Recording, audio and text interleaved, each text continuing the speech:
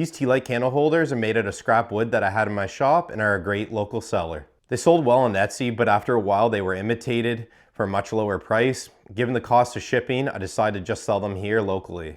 Some I've kept natural and some I've added a stain to. Some I've added a glass insert as well. They sell on the high end for $35 here locally and $20 on the low end, but it might be different in your market. There's not much to these after milling, just some angled cuts, some Forstner bit holes, and then some sanding. So let's get to it. Safety first. Nope. There we go. Should be good now. Guess not. Can't stand the splitter. If anybody has any better ideas for an old unisaw, please leave them in the comments. Most of these boards are 3/4 to an inch, cut at an 8-degree bevel.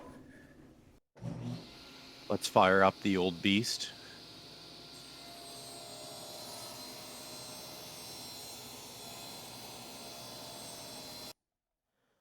For this cut, I'll put my training wheels on.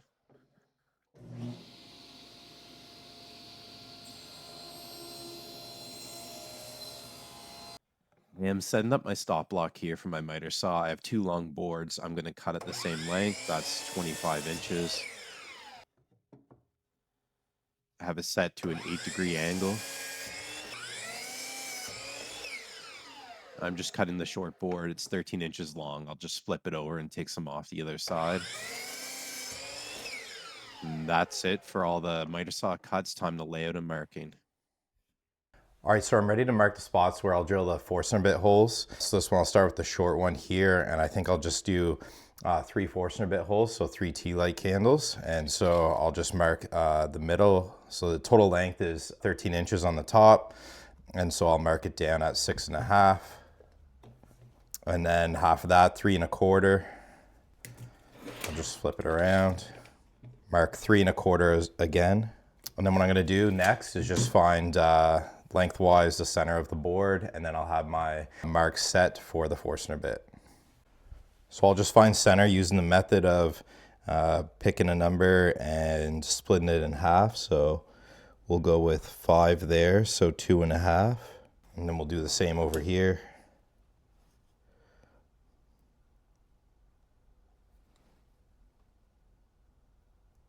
I'll just take drafting square, draw my line.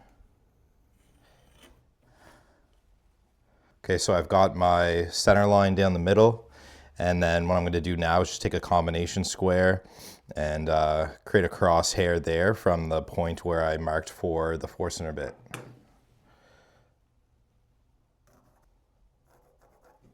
Okay, this one's ready for the drill press. I just have 2 more to do, and then we can start drilling.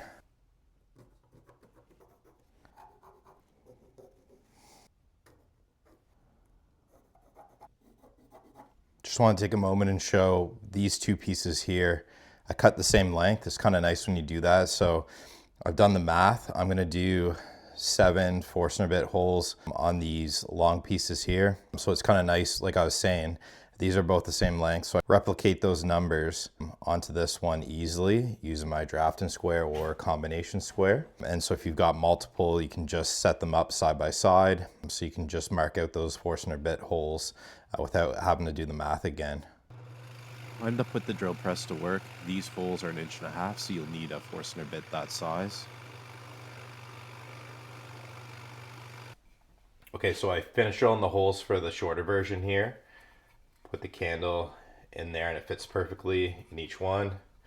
I'm going to do the same on this one. So I'm going to drill 7 holes, and then on the 3rd one I'll do something different.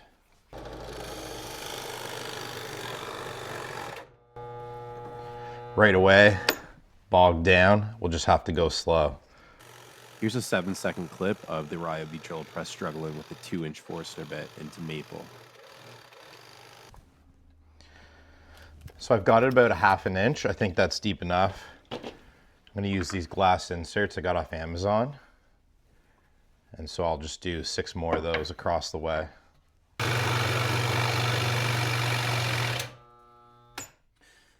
Sometimes this Ryobi drill press bogs down. It's not too bad with the Forstner bits, but I did put a lawnmower belt on it instead of the flimsy one it had, so it does decently well, but there's times that I just wish I had something bigger. And for the finishing, sometimes I will use a polyurethane or polyacrylic. In this instance, I'm using mineral oil, but later on you'll see some that are stained with polyurethane. These pieces of scrap wood are pretty nice, so I just kept them in the natural color. If I do have defects, then I will turn to a dark stain. Okay, that's it. These are complete. The shorter one here, this is 13 inches long. The hole for the Tealight candle is 1.5 inches. Here's a version that I did. I stained this one. I added a bevel to the outside edge. The hole for the inserts is 2 inches. And I got these glass Tealight candle holders off of Amazon. And here are the longer ones. After my Ryobi drill press bogged down for 14 holes, they're finally complete. It's always a good idea to include dark stain on a few longer ones. They look good as a centerpiece on a long, light colored dining room table. The darker stain also hides any imperfections, so you can make more use of your scrap wood. I'm gonna get these posted on Marketplace. If you have any questions, please leave them in the comments below.